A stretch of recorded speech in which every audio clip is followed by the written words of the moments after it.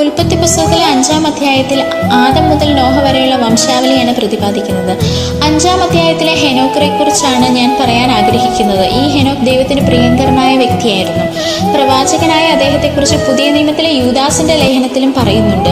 കായന്റെ മകൻ ഹെനോക്കല്ല, ആദത്തിന്റെ 7-ാം തലമുറയിലെ പ്രവാചകനായ ഹെനോക്കിനെ കുറിച്ചാണ് പറയുന്നത്. അദ്ദേഹത്തിന്റെ 65-ാം വയസ്സിൽ മെത്തുശെലഫ് എന്ന മകനുണ്ടായി. മെത്തുശെലഫ് എന്ന വാക്കിന്റെ അർത്ഥം ഇവൻ മരിക്കുമ്പോൾ പ്രളയം വരും എന്നാണ്.